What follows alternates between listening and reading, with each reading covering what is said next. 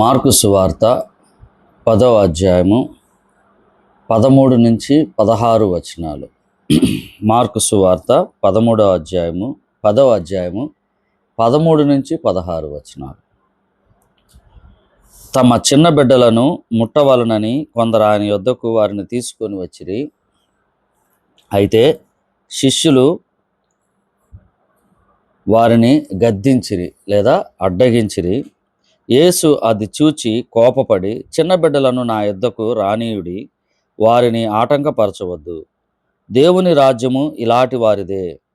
చిన్న బిడ్డ వలె దేవుని రాజ్యము అంగీకరింపనివాడు అందులో ఎంత మాత్రము ప్రవేశింపడని మీతో నిశ్చయముగా చెప్పుచున్నానని చెప్పి ఆ బిడ్డలను ఎత్తుకొని కౌగిలించుకొని వారి మీద చేతులుంచి ఆశీర్వదించెను. దేవుడు ఈ మాటలను దీవించునుగాక. ఈ దినం ఉదయకాలం వేళ దేవుడు మనతో మాట్లాడుతున్నటువంటి మాటలను మనం సరిచేసుకుందాం. మనం ప్రతిసారి చెప్పుకునేటువంటి విషయం ఏంటంటే, ఎప్పుడు దేవుని యొక్క వాక్యం చదువుకున్నా నాకు ఏమి చెప్పబడుతుంది, నేనేమి సరిచేసుకోవాలి అంటే ఒక చెక్ లిస్ట్ లాగా టిక్ చేసుకోవాలి. ఈరోజు చెప్పబడుతున్నటువంటి వాక్యము, బోధిస్తున్నటువంటి వాక్యము, దేవుడు నాతో ఏం మాట్లాడుతున్నాడు, ఏం చెప్తున్నాడు, ఆ మాట్లాడుతున్నటువంటి ఆ విషయము నాలో సరిగానే ఉందా లేదా. రెండోది, సారికి అదే మనకి వినిపిస్తుందంటే ఎక్కడో లోపం ఉంది, దాన్ని సరి చేసుకోవాలి. ఏది చేసినప్పటికీ, ఏది సరి చేసుకున్నప్పటికీ మనము సంపూర్ణంగా సరి చేసుకోవటం, ఇష్టపడి సరి చేసుకోవటం ఉండాలి. కొన్నిసార్లు మనము సరి చేసుకునే పద్ధతిలో ఆ రోజుకో 2 రోజులో సరి చేసుకోవటం, తర్వాత యథావిధిగా మన దైనందిన జీవితంలో మళ్ళీ మార్గము తప్పి తిరగటం, ఇవన్నీ సరైనటువంటి పద్ధతి కాదు. వాక్యమును గ్రహింపు కలిగి ఆ ప్రకారము నడుచుకున్నట్లుగా ఉండాలి. దేవుని దగ్గరికి దేవుని బిడ్డలైనటువంటి మనం ఎప్పుడు వచ్చినా కానీ ముందుగా మనం, అయా మీరు నాతో మాట్లాడండి, నన్ను సరిచేయండి, మీ వాక్యానికి విధేయత వారిగా మేము ఉండగలటకు సాయం చేయండి. అలాగే మీ వాక్యాన్ని ఒప్పుకొని అలాగున జీవించేవారుగా ఉండాలని కనీసము బయటికి ప్రార్థన చేసుకోకపోయినా లోపలైనా అనుకొని దేవుని యొక్క వాక్యం వినటం మంచిది. ఎక్కడికి వెళ్ళినా కానీ అంటే ప్రాముఖ్యంగా ప్రార్థన చేసుకొని ఇంటి దగ్గర బయలుదేరటం మంచిది. మందిరానికి వెళ్ళినా, మరి ఎక్కడికి ఏమన్నా ప్రేయర్ మీటింగ్స్కి వెళ్ళినా కానీ, ఎక్కడున్నా నాతో మీరు ఏం మాట్లాడుతున్నారు, నేనేం సరిచేసుకోవాలి, ఏ విధంగా నేను సక్రమంగా ఉండాలని హృదయపూర్వకంగా నువ్వు ఆశించినట్లయితే ఖచ్చితంగా దేవుడు సాయం చేస్తాడు. ఆ మార్గం వైపుకి నిన్ను నడిపిస్తాడు. ఇది గ్రహించుకుందాం. మరి దినము చదవబడినటువంటి వాక్య భాగంలో ఇక్కడ ఉన్నటువంటి విషయంలో కుటుంబానికి ఒక విషయం చెప్పబడిందని మనం గ్రహించవచ్చు. ఎట్లాగంటే 13వ వచనంలో, తమ చిన్న బిడ్డలను ముట్టవలనని కొందరు ఆయన యొద్దకు వారిని తీసుకొని వచ్చిరి. అయితే శిష్యులు వారిని గద్దించిరి లేదా అడ్డగించిరి. ఇక్కడ తమ చిన్న బిడ్డలను ముట్టవలనని కొందరు తీసుకొని వచ్చారు. కొందరంటే దాదాపుగా తల్లిదండ్రులు వారి బిడ్డలను తీసుకొని వచ్చారు ప్రభువు దగ్గరికి, యేసుక్రీస్తు వారి దగ్గర తీసుకొచ్చి, అయా మా పిల్లల్ని ముట్టు, మా పిల్లలకు ఆశీర్వాదం ఇయ్యి, మా పిల్లల్ని దగ్గర తీసుకో అనేటువంటి ఆలోచన కలిగి అక్కడ ఉన్నటువంటి తల్లిదండ్రులు ఆయన దగ్గరికి తీసుకుని వచ్చారు, ప్రభు దగ్గర తీసుకుని వచ్చారు. అయితే అడ్డగించిన వారెవరు? ప్రభువుకు సమీపంగా ఉన్నటువంటి శిష్యులు. ఇక్కడ మొదటిగా మనం చూసే తల్లిదండ్రులు చూస్తే అక్కడ సంతోషం ఏంటంటే, ప్రభువును ఎరిగి ఉండమని, ప్రభువును సమీపించమని, ప్రభువు దగ్గరకు ఉంటే మంచిదని వాళ్ళు తీసుకొని వచ్చినట్టుగా మనం గ్రహించవచ్చు. కొంతమంది కూడా ఉంటారు, ఆయన ముట్టుకుంటే మా పిల్లల్లో ఏదైనా జబ్బు గిబ్బు ఏదైనా ఉంటే పోద్ది అనేటువంటి విషయాన్ని కూడా గ్రహించవచ్చు అక్కడ కూడా. సరే, ఏది ఏమైనప్పటికీ అక్కడ ఉన్నటువంటి తల్లిదండ్రులు ప్రభువును సమీపించడానికి ఇష్టపడ్డారు, ఆయన చేత ఆశీర్వదించబడటానికి, ఆయన చేతులు ఉంచడానికి ఇష్టపడ్డారు. అయితే మనము ఈ వాక్యం వింటున్నటువంటి మనం నేర్చుకోవాల్సిందంటే, ఆ స్థానంలో మనం ఉన్నామా లేదా, మన బిడ్డలని మందిరానికి తీసుకొని వెళ్తున్నామా లేదా, నియామక కూడికలకు తీసుకొని వెళ్తున్నామా లేదా, దేవుని యొక్క వాక్యాన్ని వాళ్ళకి బోధిస్తున్నామా లేదా, వాళ్ళకి తెలియపరుస్తున్నామా లేదా, వాక్యానుసారంగా ఏ విధంగా జీవించాలో ఆ విషయాన్ని మనం ఇంటి దగ్గర ఉన్నప్పుడు కానీ, అక్కడ వాక్యం చెప్పినప్పుడు కానీ, మందిరానికి వెళ్ళి తిరిగి ఇంటికి వచ్చినప్పుడు, ఇదిగో ఈరోజు ఏం చెప్పాడు పాస్టర్ గారు, ఈరోజు ఏమి చెప్పబడింది, ఏమి నేర్చుకుంటున్నాం, జాగ్రత్త, ఈ విధమైనటువంటి ఒక ఆరోగ్యకరమైనటువంటి బోధ మనం వారికి ఇస్తున్నామా లేదా అనేటువంటి విషయాన్ని మనం పరీక్షించుకోవాలి. చాలామంది చేసేటువంటి ఒక మిస్టేక్ ఏంటంటే, స్టడీస్ చదువులో ఉన్నటువంటి పిల్లల్ని పంపిస్తూ ఉంటారు. నువ్వు వెళ్ళురా, మేము మందిరానికి వెళ్తున్నాం, నీకు స్టడీ ఉంది కదా, తర్వాత ఏదన్నా ఉంటే అంటే ఎక్కువగా ఇంపార్టెన్స్ దేనికి ఇస్తూ ఉంటారంటే దేవునికి ఇవ్వాల్సినటువంటి మొదటి స్థానాన్ని తీసివేసి దాన్ని రెండో స్థానానికో, మూడో స్థానానికో, నాలుగో స్థానానికో పడివేస్తూ ఉంటారు. అప్పుడున్నటువంటి పరిస్థితులు అది ఎంత మాత్రము సరైన పద్ధతి కాదు. ఎప్పుడైతే మీకు అందుబాటులో ఉన్నప్పుడు మీ యొక్క సంతానం, మీ పిల్లల్ని ఖచ్చితంగా దేవుని మందిరానికి అలవాటు చేయాలి. మనకు తెలుసు సండే స్కూల్స్ ఉంటాయి, కంటత వాక్యాలుంటాయి. ఇవన్నీ వాళ్ళకి చెబుతూ తల్లి ప్రాముఖ్యంగా ఈ యొక్క విషయంలో తల్లి చేయవలసినటువంటి పనేందంటే, సాయంత్రం వేళ కానీ వాక్యాన్ని ఒక వాక్యము చదివి ఆ వాక్యాన్ని బోధించాలి. బోధించాలి అంటే ఆమె సొంతగా కామెంటరీ చెప్పటం కాదు. ఎందుకంటే ఆ వాక్యము సేవకుని ద్వారా ఇని ఉండాలి, భర్త ద్వారా తెలుసుకొని ఉండాలి. ఎందుకంటే ఏదన్నా అనుమానం వస్తే భర్తను గాని, సేవకుని గాని అడగాలి. భర్తను అడగాలి, భర్త సేవకుడిని అడిగి తద్వారా తనకు ఆ యొక్క విషయాన్ని తెలియజేస్తాడు. అంతేగాని వాక్యము తెలియకుండా పిల్లలకు బోధించడానికి వీలు లేదు. మనకు తెలుసు సంఘములో స్త్రీలు మౌనంగా ఉండవలసిందే కానీ వారు పురుషులు ఉన్నప్పుడు వారు మాట్లాడాల్సినటువంటి అవసరత లేదు, వారికి అది ఇవ్వబడలేదు, అది మనం గ్రహించవచ్చు. అయితే ఇక్కడ చదవబడినటువంటి దేవుని యొక్క వాక్యములో మనకి ఇక్కడ తెలియజేస్తుంది ఏంటంటే తల్లిదండ్రులు ఏ విధంగా పిల్లల్ని పెంచుకుంటున్నారు. అంతకుముందు పాత నిబంధన గ్రంథంలో కూడా ఇశ్రాయేలీయులకు మరి మోషే చెప్తున్నట్టు లేదా దేవుడు కూడా చెప్పాడు ఏమనంటే, మీ పిల్లలకి ఇవన్నీ నేర్పించండి, నేను చేసినటువంటి అద్భుత కార్యాలు సూచక్రియలు ఏవైతే ఉన్నాయో ఆ 10 తెగులను ఏ విధంగా తీసుకొని వచ్చాను, మిమ్మల్ని ఎర్ర సముద్రం ఏ విధంగా దాటించాను, 40 సంవత్సరములు ఏ విధంగా అడవిలో మిమ్మల్ని పోషించాను, ఇవన్నీ కూడా పిల్లలకు తెలియచేయండి అన్నాడు. నా ఆజ్ఞలను వారి యొక్క నుదుటి మీద అన్నాడు, బాసికం తర్వాత మరి అన్ని చోట్ల వాటిని ఉంచుకొని అన్నాడు. అంటే ప్రతి సమయములో వాటిని ఉచ్చరించమని కూడా చెప్పాడు. మనం జ్ఞాపకం చేసుకోవాలి, మన పిల్లల్ని ఆ విధంగా మనం పెంచినట్లయితే, ఆ విధంగా ఉన్నట్లయితే దేవుని యొక్క మార్గం నుంచి పక్కకు వెళ్ళటానికి ఎన్నటన్నటికీ కుదరనటువంటి పరిస్థితి, అపవాది చెంతకు వారు వెళ్ళటానికి వీలు పడదు. ఇక్కడ తెలుసుకోవాల్సింది ఏంటంటే మనం ప్రాముఖ్యంగా మన బిడ్డలను ఏ విధంగా పెంచుతున్నాము అనేటువంటి విషయాన్ని మనం గమనించాలి.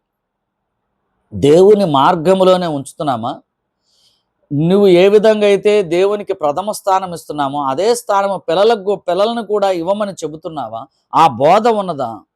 అది జ్ఞాపకము చేసుకొని ఇంకా ఇవ్వని పక్షంలో దాన్ని సరిచేసుకొని ముందుకు వెళ్ళవలసిన వారమే. రెండవదిగా అక్కడ శిష్యులు అనేటువంటి వారు వారిని అడ్డగించారు. శిష్యులు ఎందుకు అడ్డగించారంటే అప్పుడున్నటువంటి పరిస్థితుల్లో, అక్కడున్నటువంటి సంప్రదాయం ప్రకారం, అక్కడున్నటువంటి కొంత కల్చర్లో పిల్లలని వాళ్ళు ఎంతగా చూసేవాళ్ళంటే కొంతగా వాళ్ళని గుర్తించినటువంటి పరిస్థితిలో ఉండేవాళ్ళు. వీళ్ళు పిల్లలు, వీళ్ళకి అవసరం లేదు. దాదాపుగా వివాహమైన వాళ్ళే పెద్దవాళ్ళుగా గుర్తించేటువంటి వారు, పిల్లలను అలక్ష్య పెట్టేటువంటి వారు, వారికి అంత ఇంపార్టెన్స్ ఇచ్చేటువంటి వారు కాదు. అందువలన వాళ్ళు ఏం చేశారంటే మీరు పక్కకు పోండి అనేటువంటిది అడ్డగించటం జరిగింది. నిజంగా అయితే ప్రభు అక్కడ సమాధానం చెప్తున్నాడు, వారిని అడ్డగించొద్దు, నా దగ్గరికి తీసుకున్నాడు. అంటే ప్రభు చెంతకు చేరటానికి చిన్న పిల్లల నుంచి ముదసలి వారి వరకు వారు ఆయన దగ్గరికి వెళ్ళటానికి ఎటువంటి పరిస్థితుల్లో అడ్డగించడానికి వీలు లేదు. గుర్తుపెట్టుకుందాం, ఎటువంటి పరిస్థితుల్లో అడ్డగించడానికి వీలు లేదు. దేవుని దగ్గరికి పిల్లలు వస్తున్నప్పుడు లేదా ప్రభువును సమీపిస్తున్నప్పుడు వారిని చేర్చవలసినటువంటి బాధ్యత ఎవరికి ఉన్నదంటే దేవునితో సమీపంగా ఉండదు. శిష్యులకు ఉన్నది. అక్కడ శిష్యులకు ఆ విధంగా గ్రహింపు లేకున్నారు, వారికి ప్రభువు బోధిస్తున్నట్టుగా మనం గమనించవచ్చు. అది కాదు, ఇది పద్ధతి, ఇదిగో అని చెప్పినట్టుగా గమనించవచ్చు. అయితే మనం అడ్డగిస్తున్నామేమో జాగ్రత్త చేసుకుందాం. అడ్డగించడం అంటే వేరే పనులు పురమాయించి మనమేం చర్చికి వెళ్ళటం, ఇది అడ్డగించినట్టే. కొంతమంది వారిని పక్కన పెట్టేస్తారు, మీకు తెలియదులే అని, వాక్యాన్ని మీకు ఇది తెలియలేదని. అది కూడా సరైన పద్ధతి కాదు.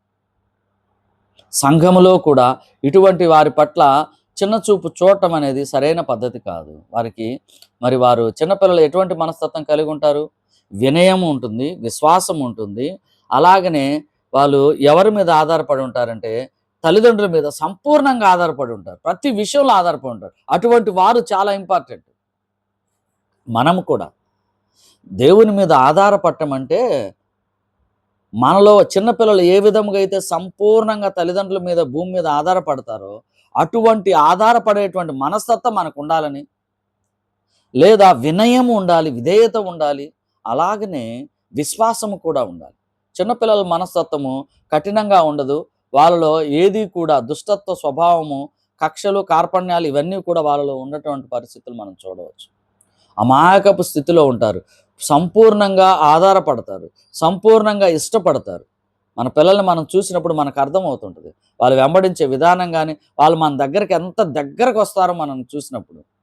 తల్లిదండ్రులను ఏ విధంగా ప్రేమిస్తారు. కనీసం బయటికి వెళ్ళటానికి కూడా తండ్రి బయటికెళ్తుంటే ఏడుస్తారు. తల్లి బయటికెళ్తుంటే ఏడుస్తారు. "నువ్వు ఉండాలి, నువ్వు ఉండాలి. నీ దగ్గరే ఉంటా, నీ దగ్గరే ఉంటా" అని. అటువంటి స్వభావాన్ని మనం జ్ఞాపకం చేసుకున్నప్పుడు మనం కూడా అలాగనే ఉండాలి. ఇక్కడ ఏం చెప్తున్నాడు ప్రభు? యేసు అది చూచి కోపపడి చిన్న బిడ్డలు నా యొద్దకు రానీయుడి అని చెప్తున్నాడు. నా యొద్దకు తీసుకొని రండి అని చెప్తున్నాడు. మనం జ్ఞాపకం చేసుకోవాలి. అలాగనే వారిని ఆటంకపరచొద్దు అని చెప్తున్నాడు. మీకున్నటువంటి స్వభావాన్ని మార్చుకోండి అలాంటి పరిస్థితిని అని శిష్యులకు చెప్తున్నాడు. మనకు కూడా చెప్తున్నాడు. నా నుంచి వేరు చేయొద్దు, వేరే పనులకు పురమాయించొద్దు. విద్య అనేటువంటి దాంట్లోనికి వారిని నన్ను వదిలి తీసుకొని వెళ్ళొద్దు అని చెప్తున్నాడు. దేవుని రాజ్యం ఇలాంటి వారిదే. ఇలాంటి వారిదంటే వినయము, విశ్వాసము, విధేయత చూపించేటువంటి వారు, సంపూర్ణంగా ఆధారపడేటువంటి వారిదే. మనం జ్ఞాపకం చేసుకోవాలి. ఆ విధంగా మనం ఉండాలి. తర్వాత ఏం చెప్తున్నా అంటే ఇంకేం చిన్న బిడ్డ వలె దేవుని రాజ్యమును అంగీకరింపని వాడు అందులో ఎంత మాత్రం ప్రవేశింపడని మీతో నిశ్చయముగా చెప్పుచున్నానని చెప్పి ఏ విధమైనటువంటి మనస్తత్వం కలిగి ఉండాలి చిన్న బిడ్డలు చెప్పి ఇటువంటి వారిదే అని చెప్పి ఇటువంటి వారు కానప్పుడు వారు దేవుని రాజ్యంలో ప్రవేశింపలేరు అని చెప్తున్నాడు. మన మనస్సును మార్చుకొని సరిచేసుకొని మనము చిన్న పిల్లల వలె ప్రభువు చెంతకు చేరి ఆయన మీద సంపూర్ణంగా ఆధారపడితేనే తప్ప దేవుని రాజ్యములో ప్రవేశించలేము. ఒకవేళ దేవుని రాజ్యములో ఈ చిన్నపిల్లలు ప్రవేశించాలి అని అంటే మనం ఏం చేయాలి? వారి యొక్క మనస్తత్వంలో మనం కూడా ఉండాలి అనేటువంటి విషయం. చివరగా ఏం చెప్తున్నంటే ఆ బిడ్డలను ఎత్తి కౌగిలించుకొని దగ్గర తీసుకున్నాడు. కౌగిలించుకోవటం అంటే ఏంటి? ఆలింగనం చేసుకోవటం. వారిని అత్యంత సమీపంగా చేసుకున్నట్టుగా కూడా మనం గ్రహించవచ్చు. వారి మీద చేతులుంచాడు, ఆశీర్వదించాడు. మనం జ్ఞాపకం చేసుకుంటాం. మనలో చిన్నపిల్లల మనస్తత్వం ఉండాలి. పెద్దలైనటువంటి వారం ఇంకొకటి ఏంటంటే మన పిల్లలని మనం ఏ విధంగా పెంచుతున్నాము, ఏ విధంగా దేవునికి దగ్గర చేస్తున్నాం అది జ్ఞాపకం చేసుకోవాలి, గ్రహించుకోవాలి. అంత మాత్రమే కాదు, దేవుడు ఏ విధంగా పిల్లల్ని దగ్గరికి తీసుకుంటాడో, ఏ విధంగా పిల్లల్ని మరి తన బిడ్డలుగా చేసుకుంటారో మనం గ్రహించాలి. ప్రాముఖ్యంగా యేసు ప్రభు వారైతే ఈ యొక్క విషయాన్ని మత్తయి సువార్తలో, లూకా సువార్తలో ఈ విధంగా పలుమార్లు పలు చోట్ల రాయబడింది. ఇక్కడ ముందున్నటువంటి వచనంలో 9వ అధ్యాయంలో కూడా ఇక్కడ రాయబడింది. అయితే మనం జ్ఞాపకం చేసుకోవాల్సిన విషయం ఏంటంటే పిల్లలను కూడా కుటుంబంగా దేవుణ్ణి ఆరాధించాలి. కుటుంబంగా దేవుణ్ణి సమీపించాలి. కుటుంబంగా దేవుని సన్నిధానంలో గడపాలి. వ్యక్తిగతంగా, కుటుంబంగా, సంఘపరంగా నువ్వు వెళ్ళినప్పుడే సంఘ సహవాసంలోనికి పెద్దలు వెళ్తున్నప్పుడు పిల్లలు కూడా ఆటోమేటిక్‌గా వారిని అనుసరిస్తూ ముందుకు వెళ్తారు. తద్వారా దేవునికి మహిమ కలుగుతుంది. భూమి మీద దేవుని నువ్వు ఘనపరుస్తావు, మహిమపరుస్తావు. దేవుని యొక్క సువార్త, తన కుమారుని గురించినటువంటి సువార్త ప్రతి ఒక్కరికి నీ క్రియల ద్వారా తెలియపరచడానికి వీలుంటుంది. మాత్రమే కాదు, మన పిల్లలు కూడా రక్షించబడతారు. రక్షణ మార్గంలో ఉంటారు. తరువాత భవిష్యత్తులో పరలోక రాజ్యంలో మనతో పాటుగా మన పిల్లలు కూడా ఆయన సన్నిధానంలో ఆయన్ని స్తుతించే వారంగా, ఘనపరిచే వారంగా, మహిమపరిచే వారంగా మనం ఉంటాం. జ్ఞాపకం చేసుకుందాం. వినబడినటువంటి వాక్యాన్ని మరి దినము నీతో నాతో మాట్లాడుతున్నటువంటి విషయము మనం ఎక్కడ ఉన్నాం సరిచేసుకుందాం. అంతేగాని చాలామంది ఏమనుకుంటారంటే చివరిగా ఈ దినము నాతో సరిగ్గా లేదే అంటే వాళ్ళు ఎక్స్‌పెక్టేషన్ ఎలా ఉంటదంటే వాక్యం వినేటువంటి వాళ్ళు ఈరోజు నాకేదైనా మంచి జరగాలని కోరుకుని ఉంటారు. ఈరోజు నీకంతా మంచి జరిగిద్దయ్యా అనంగానే ఏదైనా కలిసి రావాలి.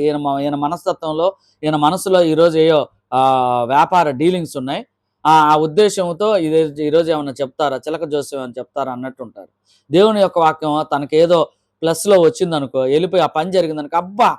పలానా వ్యక్తి చెబితే సూపర్‌గా ఉంటది ఆయన వాక్యము. ఆయన చెబితే చాలా బాగుంటది. నాకు పని జరిగిందని అనుకుంటారు. ప్రియులారా, జ్ఞాపకం చేసుకుందాం. ఎటువంటి పరిస్థితుల్లో దానికి ఛాన్స్ ఇవ్వద్దు. అది అపవాది యొక్క క్రియలే, గుర్తుపెట్టుకుందాం. దేవుడు సహాయం చేయటానికి ఉదయం నీతో పిలవడు. అర్థమవుతుందా?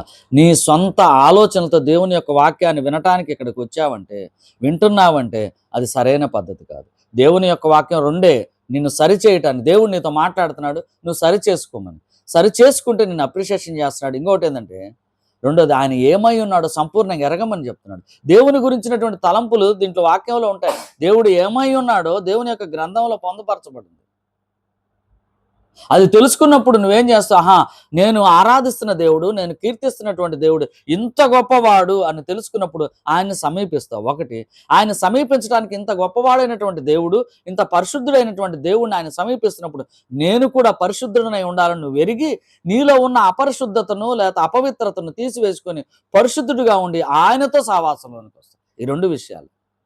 అంతేకాని ఈ లోకంలో ఎగ్జామ్స్ కోసమో, ఉద్యోగాల కోసమో, కోర్టులో ఉన్నటువంటి కేసుల కోసమో, తర్వాత ఇల్లు కట్టుకోవటానికో, కార్లకో, ప్రమోషన్స్‌కో, తర్వాత ఉన్న సమస్యలు ఇదన్నీ అసలు ఇయన్నీ పక్కన పెట్టాలి. దీనికోసం అయితే ఇవన్నీ చేయడా?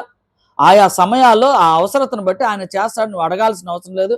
అడగొచ్చు కూడా. కాకపోతే ఇదే ఉద్దేశంతో ప్రతి దినం నాకు ఏదైనా మంచి జరిగితే, మంచిదేమన్నా వస్తుందా, నాకు ఉపయోగకరమైనది వస్తుందా, వస్తే దాన్ని బలం పుంజుకొని పోతాం. అలా ఎవరు చెప్పినా కానీ అది సరైన పద్ధతి కాదు. ఎవరి వాక్యం మీరు అలా వింటున్నా కానీ ప్రతి దినము చాలామంది ఉన్నారు ఈ విధంగా ఆ వాక్యాలు వింటూ ఆ రోజు అంటే కఠినమైన వాక్యం చెప్పేవాళ్ళు కూడా, బోధకులు కూడా ఎట్లా చెప్తున్నారంటే, ఉదయాన్నే చెప్పే వాక్యాన్ని ఎట్లా తీసుకుంటున్నారంటే వాళ్ళకి ఉపయోగకరంగా ఉండేటట్టు చెప్తారు. నీకేం కాదయ్యా, దేవుడు నీతో మాట్లాడుతున్నాడా, ఇక్కడ మనం మనకు దేవుడు చెప్పింది ఏంటిది, నువ్వు సరి చేసుకో. పిల్లవాడుగా చిన్నపిల్లల వల్ల మనస్తత్వంతో నువ్వు ఉండు. అంత మాత్రమే కాదు, నీ పిల్లల్ని ఎలా పెంచుతున్నావు, దిస్ ఈజ్ హెచ్చరిక. ఈ హెచ్చరిక మనం స్వీకరించి సరి చేసుకోవాలి. రెండోది, ఇప్పుడు చెప్తున్నది కూడా, నువ్వు ఆ విధంగా నా దగ్గరకు వస్తే అది సరైన పద్ధతి కాదు. అంటే తండ్రి నువ్వు ఎలా ప్రేమిస్తున్నావు, లోకంలో చూడు మీ నాన్న ఎలా ప్రేమిస్తున్నావు. నాన్న, నువ్వు నాకు బట్టలు కొనిస్తే నిన్ను ప్రేమిస్తా, నన్ను బజార్కి తీసుకెళ్తే నిన్ను ప్రేమిస్తా, నాకు ఆ చాక్లెట్ కొనిస్తే నిన్ను ప్రేమిస్తా. అంటే ఏంటి, ఏదన్నా కొనిస్తే ప్రేమిస్తా. అది కొనిచ్చే ప్రేమ ఎలా ఉంటుందో కొంతవరకే ఉంటుంది. నువ్వు దేవుని దగ్గరకు వచ్చినప్పుడు కూడా, నువ్వు ఆ ఉద్దేశంతో వచ్చినప్పుడు అది జరిగితే దేవుణ్ణి బాగా ప్రేమిస్తావు. అవసరమైతే నీకున్నటువంటి కానుకల్లో కొంచెం వేస్తావు. కానుకల కోసం దేవుడు లేడు, గుర్తుపెట్టుకుందాం. నీ కోసం, నా కోసం దేవుడు ఉన్నాడు. నిన్ను నన్ను పరలోకంలో ఆయన సన్నిధానంలో ఆయన దగ్గరకు తీసుకోవడానికి దేవుడు తన కుమారుని పంపించాడు. కానీ నీ ఇంట్లో, నా ఇంట్లో జబ్బులు తగ్గించడానికి అన్నిటి కాదు. అసలు ఈ లోకము మనది కాదు. అబ్రహాము ఏ విధంగా అయితే పునాదులు గల పట్టణం వైపుకి ఆయన తేరి చూస్తూ అంత ధనవంతుడైనప్పటికీ గుడారాల్లో నివసించి ఆ వైపుకు చూశాడు. నీవు నేను ఆ వైపుకు చూడవలసిన వారమై ఉన్నాం. యేసుక్రీస్తు ప్రభు మాదిరి తీసుకుంటే ఆయన భూమి మీదకి వచ్చి ఏం తీసుకుని వెళ్ళాడు చెప్పండి, ఏం సంపాదించుకున్నాడు చెప్పండి. ఆహారం అవసరమైంది, ఆ సమయంలో తిన్నాడు. అంతే. ఆయన వచ్చిన పని ఏంటంటే ఆ పని నెరవేర్చాడు, వెళ్ళిపోయాడు. మీరు కూడా ఆ పని చేసి రండి అని పిలుస్తున్నాడు. అంతే. మన సహవాసం ఆయనతో, మన జీవితం ఆయనతో. ఇవన్నీ వదిలేసి ఈ లోకంలో ఉన్నటువంటి వాటి కోసం నేను ఆ వస్తువు కొనుక్కోవాలి, ఇతను డబ్బులు ఇస్తే, నాకు ఈ ప్రమోషన్ వస్తే, ఈ ఉద్యోగం వస్తే నేను సెటిల్ అయిపోతాను అనేటువంటి ఉద్దేశముతో నీవు నేను వాక్యాన్ని వినినట్లయితే, ఆ ఉద్దేశముతో దేవుని సమీపించినట్లయితే అది నామకార్థమైనటువంటి క్రైస్తవము. అది ఎనటనటికి సరైన పద్ధతి కాదు. దేవుని మార్గంలో నీవు ఉన్నట్టు కాదు. నీ అవసరత కోసం దేవుణ్ణి ప్రేమిస్తున్నటువంటి నిజమైనటువంటి ప్రేమ కాదు. అదే పిల్లవాడి ప్రేమ ఎలా ఉంటుంది, స్వచ్ఛమైన ప్రేమ. మనం దేవుణ్ణి ప్రేమించాలి, ఆ విధంగా ముందుకు వెళ్ళాలి. ప్రార్థన చేసుకుందాం. కృపా కనికరము కలిగిన మా దేవా, మా తండ్రి, స్తోత్రము నాయన. ఉదయకాలం వేళ మీ పాద సన్నిధానంలో మరొక మారు మీరు మాతో మాట్లాడినందుకు స్తోత్రము తండ్రి. మమ్మల్ని సజీవ లెక్కలో నిలిపి నాయన మీ ప్రియ కుమారుని ద్వారా మమ్మల్ని రక్షించినందుకు స్తోత్రం. మరి దినము మీరు మాతో మాట్లాడిన మాటల్లో నాయన మా కుటుంబంలో ఉన్నటువంటి బిడ్డలు మేము సరైన పద్ధతిలో సక్రమంగా మందిరానికి, సహవాసంలోనికి తీసుకురాగలటకు సాయం చేయండి. ఇంకా ఎవరైనా అటువంటి పరిస్థితుల్లో ఉన్నట్లయితే నాయన మీకు ప్రథమ స్థానం ఇచ్చేటువంటి వారంగా మేము ఉండగలటకు సాయం చేయండి. మరి దినము మేము మాట్లాడే ప్రతి మాట, మా ఆలోచనలు, మా క్రియలు నాయన మీ వాక్యానుసారంగా ఉండగలటకు సాయం చేయండి. మాలో ఉంచిన మీ ఆత్మ నడిపింపులో మేము నడవగలుగుటకు సహాయం చేయండి. అలాగే తండ్రి, మా బంధువులను, రక్త సంబంధికులను, అన్నదమ్ముల కుటుంబాలను, అక్కజెల్ల కుటుంబాలను దీవించండి, బలపరచండి. తిరిగి సాయంత్రం వేళ మీ పాద సన్నిధానంలో కుటుంబంగా చేరి మిమ్మల్ని స్తుతించే గొప్ప భాగ్యాన్ని, మీ వాక్యాన్ని విని విధేయత చూపించి అలాగున మేము జీవించే విధానాన్ని మాకు దయచేయమని, ఆ విధంగా సహాయం చేయమని, ప్రతి విషయంలో మీరే మహిమ పొందమని మా ఈ ప్రార్థన మీ పాదముల చెంత మీ ప్రియకుమారుడు మందరి ప్రియ రక్షకుడైన ప్రభువైన యేసుక్రీస్తు వారి ఘనమైన పరిశుద్ధమైన నామములో అడిగి వేడుకుంటున్నాము తండ్రి. ఆమేన్.